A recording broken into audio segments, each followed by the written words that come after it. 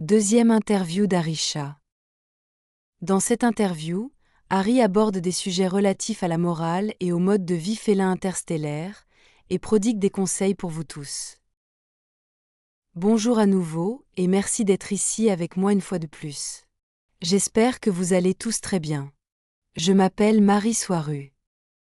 Ceci est la deuxième interview que j'ai réalisée avec Arisha, un tigre urma mâle adulte, officier en communication à bord du vaisseau amiral de sa civilisation, actuellement en orbite basse terrestre, l'Avien 1. Les urmas sont en réalité de grands félins, tels que vus sur Terre, une tête de chat avec un corps de chat, comme on pourrait s'y attendre, et non pas comme souvent représenté ailleurs, avec un corps humain et une tête de félin. Anatomiquement, ils sont très proches des lions, tigres, léopards et autres félins terrestres, mais avec d'importantes différences.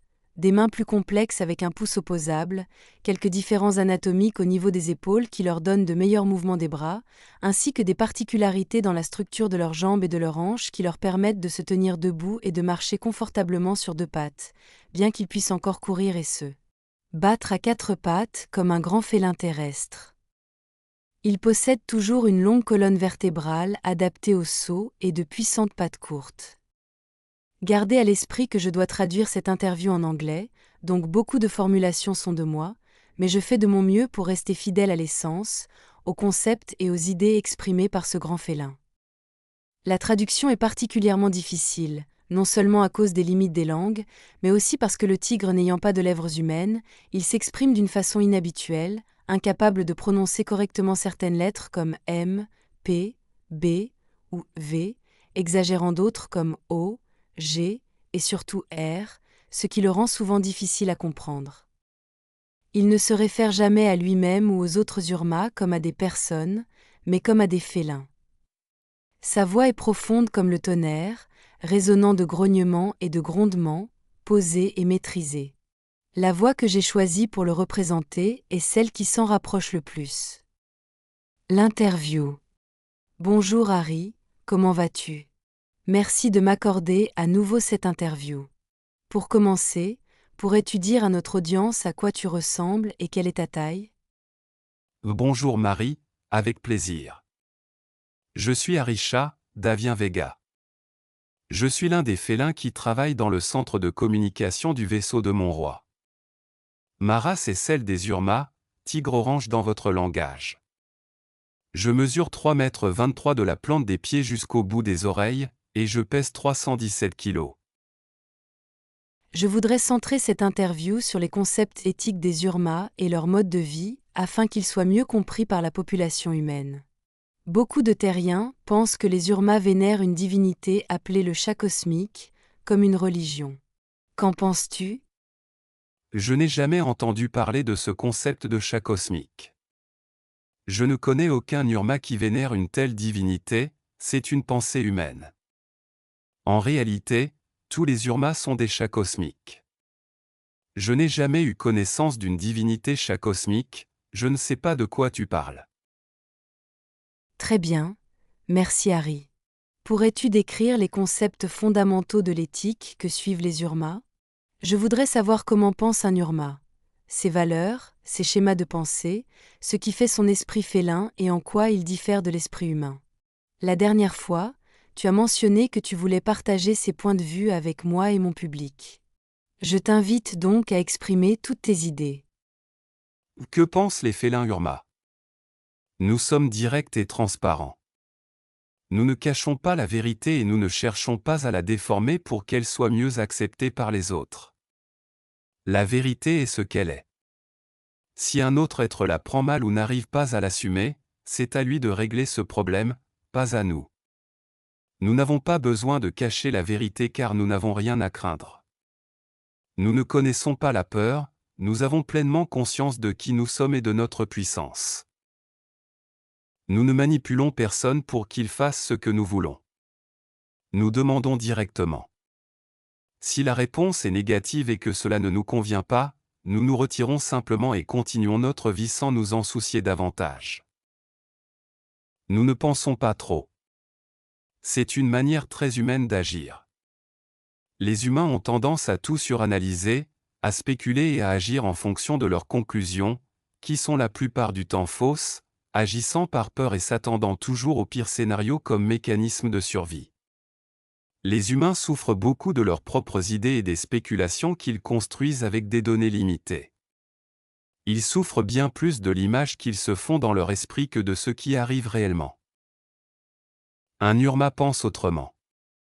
Nous analysons les données nécessaires quand c'est utile, nous pouvons en tirer des conclusions, mais nous ne souffrons jamais de nos spéculations.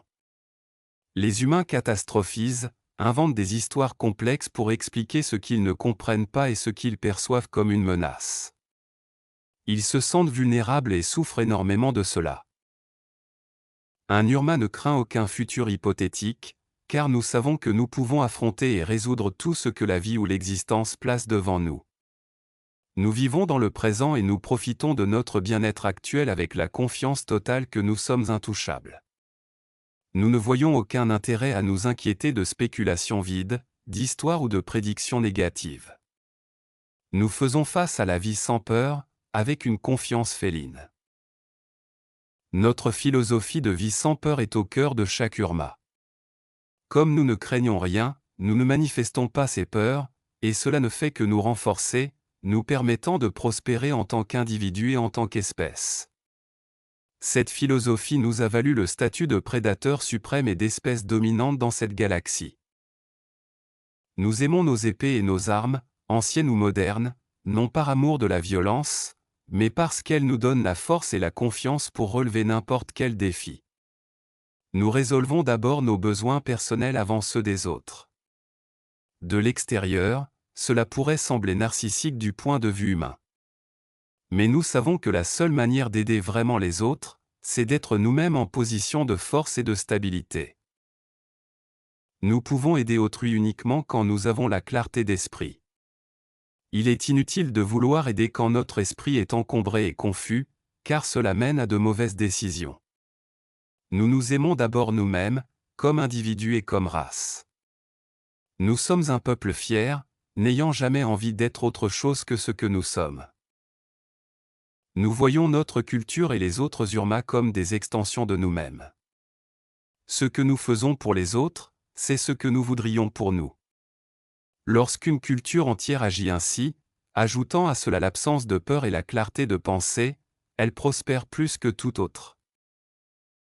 Notre mentalité est de suivre qui nous sommes, de suivre notre guidance féline intérieure. Nous ne suivons donc jamais les règles et les intérêts des autres, sauf si cela sert nos propres intérêts. Tout comme nous voyons les autres félins comme des extensions de nous-mêmes, nous voyons aussi les autres races et les êtres que nous aimons comme une partie de nous. Ce que nous aimons, nous l'adoptons comme nôtre et nous le protégeons comme faisant partie de nous, qu'il soit félin ou non. Nous sommes un peuple extrêmement loyal et notre honneur félin passe avant tout.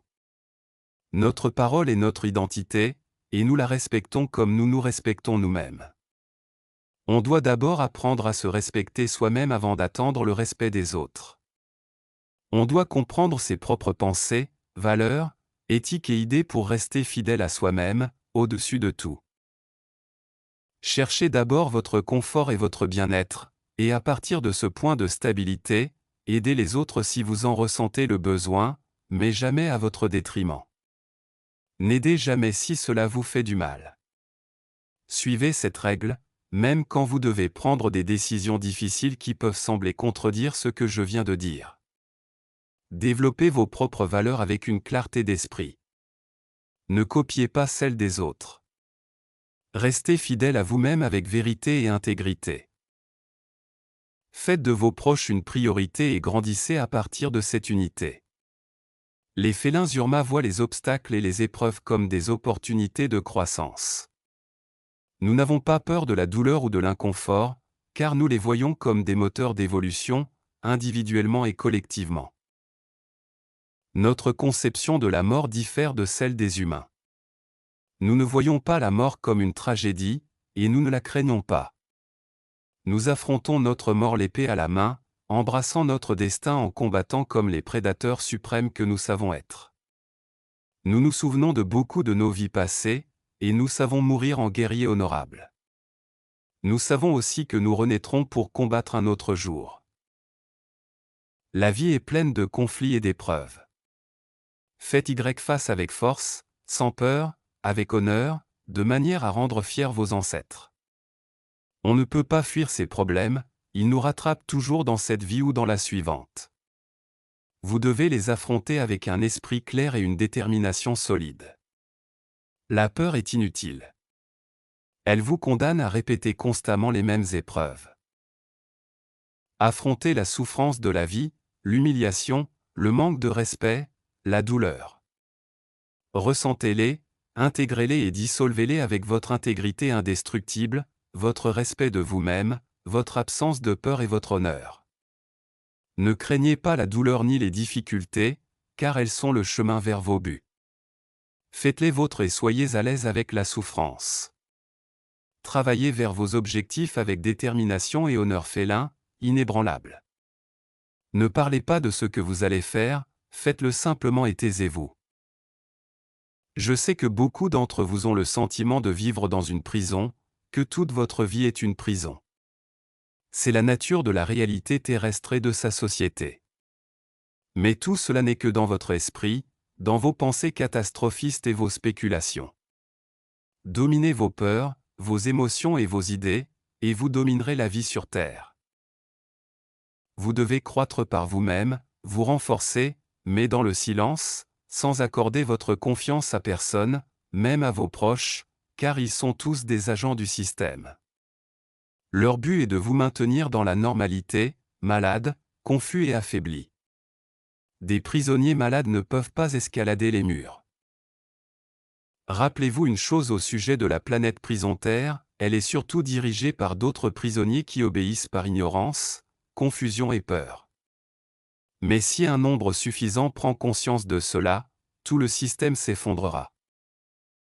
Les félins Urma sont des êtres émotionnels, mais nous utilisons nos émotions à notre avantage et non à notre détriment. La clarté de pensée, la conscience de soi, le respect de notre intégrité et de notre honneur sont ce qui nous permet de contrôler nos émotions et de les utiliser comme une force. Soyez bien, soyez sans peur et soyez forts. Un grand câlin de tigre. Merci Harry pour ton message et tes éclairages. Harry a accepté de transmettre ses messages par mon intermédiaire et ma chaîne régulièrement, chaque fois qu'il le souhaitera. Attendez-vous donc à recevoir encore des messages d'Harry prochainement.